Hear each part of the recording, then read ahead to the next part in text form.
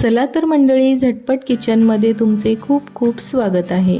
एखाद्या वेळेस आपल्याकडे घरामध्ये काही भाजीला नसेल तर आपल्याला प्रश्न पडतो की आज बनवायचं काय, आणि जवळपास सगळ्याच महिलांना रोजचा हा पडलेला प्रश्न असतो की आज कसली भाजी बनवायची.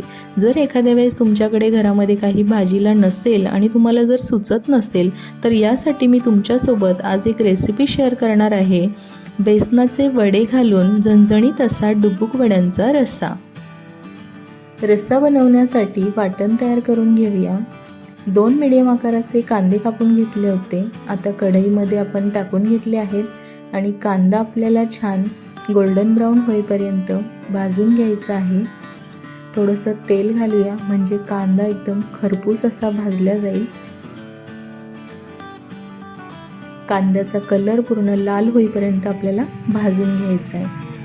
कांद्याचा कलर बघू शकताय तुम्ही, पूर्णपणे लाल झालेला आहे. आता अर्धी वाटी सुक्या खोबऱ्याचा कीस घालून घेऊया आणि त्याला देखील आपल्याला व्यवस्थित असं भाजून घ्यायचं आहे. खोबऱ्याचा कीस करून घेतला ना की तो लवकर भाजला जातो, म्हणून आपण त्याला कांद्यामध्येच टाकलं आहे. तर 1 चमचा तीळ घालून घेऊया.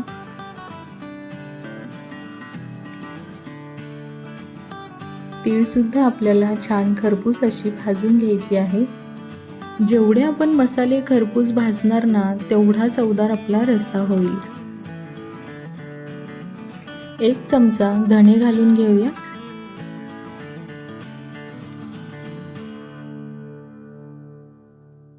परत यामध्ये थोडंसं तेल घालून घेऊया. मसाला भाजण्यासाठी आपण लोखंडाची कढई घेतली आहे. तुमच्याकडे लोखंडाचा तवा असेल तुम्ही त्याच्यावर देखील भाजू शकता, किंवा नसेलच तर तुम्ही साध्या कढईमध्ये किंवा तव्यामध्ये देखील भाजून घेऊ शकता. 2 तेजपत्त्याची पानं आणि थोडंसं दगडफूल घालून घेते. खडे मसाले आपण जास्त वापरणार नाहीये. 2 ते 3 लवंग आणि 5 ते 6 काळी मिरी एवढेच खडे मसाले आपण पूर्ण भाजीमध्ये वापरणार आहे. मसाला छान आपला खरपूस भाजला गेलाय. आता आपण काढून घेऊया.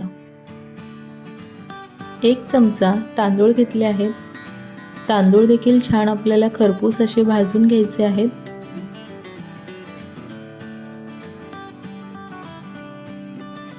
एक चमचा फुटाण्याच्या डाळ्या घेऊया आणि डाळ्या देखील आपण आता खरपूस अशा भाजून घेणार आहे. तांदूळ आणि डाळ्या छान भाजल्या गेल्यात. आता आपण याला काढून घेऊया. 3 ते 4 हिरव्या मिरच्या आपण यामध्ये भाजून घेणार आहे. रश्श्याला खूप छान फ्लेवर येतो हिरवी मिरची वाटून घातल्याने. मसाला आपण थंड करण्यासाठी ठेवला होता आणि मसाला आपला छान गार झाला आहे. आता याला मिक्सरच्या भांड्यामध्ये टाकून बारीक असं पाणी घालून वाटण करून घेऊया आणि थोडीशी हिरवीगार अशी कोथिंबीर आपण वाटणमध्ये घालूया. वाटण आपलं छान तयार झालेलं आहे. तुम्ही बघू शकताय एकदम बारीक असं वाटण आपण वाटून घेतलंय. चला तर पुढे बघूया. 100 ग्रॅम बेसन पीठ घेतलं आहे वड्यांसाठी. भरपूर अशी कोथिंबीर कापून घेतली आहे. 2 चमचे आले लसूणची पेस्ट घेतली आहे. आता आपण वड्यांसाठी लागणारं मिश्रण तयार करून घेऊया. अर्धा चमचा जिरा टाकते. अर्धा चमचा हळद टाकूया. त्यानंतर भरपूर अशी कोथिंबीर आपल्याला यामध्ये घालायची आहे.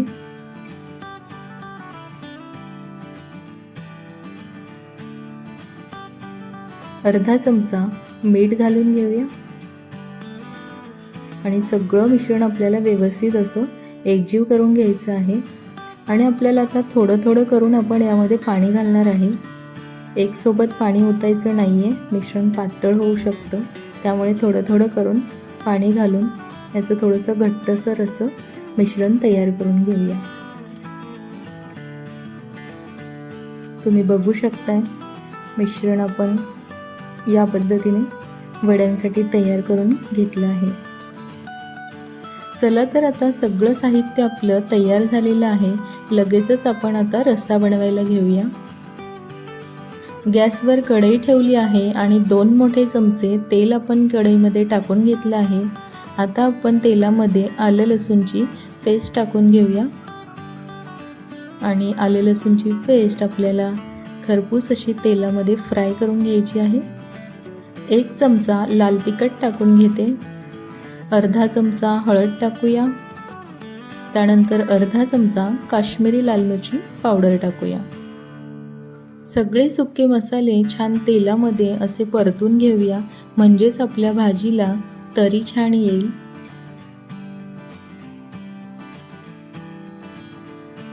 आता आपण थोडीशी कोथिंबीर मसाल्यामध्ये टाकून घेऊया।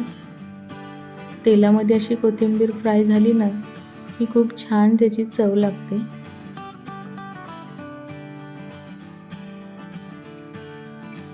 आता आपण वाटण करून घेतलेलं वाटण यामध्ये घालून घेऊया। वाटण आपल्याला जास्त वेळ तेलामध्ये भाजून घेण्याची गरज नाहीये, कारण की ऑलरेडी आपण मसाले खूप छान खरपूस असे तेल घालून भाजून घेतले होते, त्यामुळे जास्त आपल्याला वाटण परतण्याची गरज नाहीये।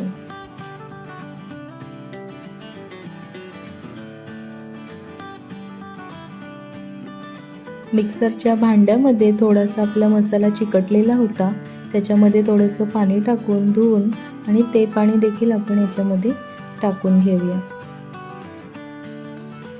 रस्सा बनवण्यासाठी आपण 2 ग्लास पाण्याचा वापर करणार आहे।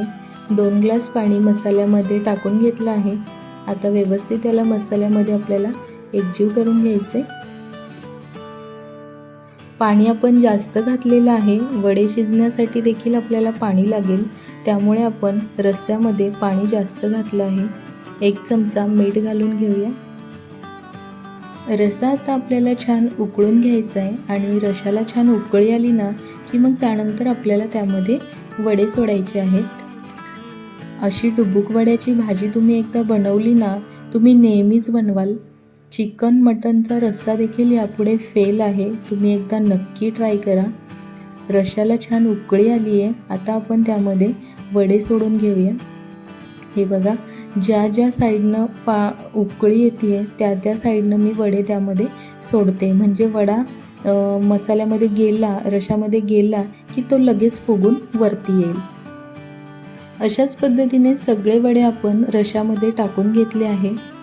वडे आपण साधेच बनवले आहे, यामध्ये मी काहीही तिखट घातलेलं नाहीये।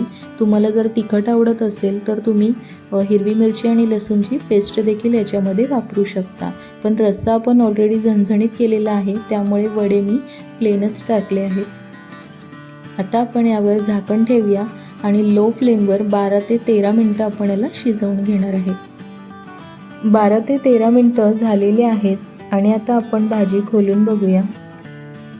तुम्ही बघू शकताय भाजी आपली छान तयार झालेली आहे आणि जेव्हा हा रस्सा उकळून तयार होतो ना, तेव्हा याला छान असं तेल देखील सुटतं।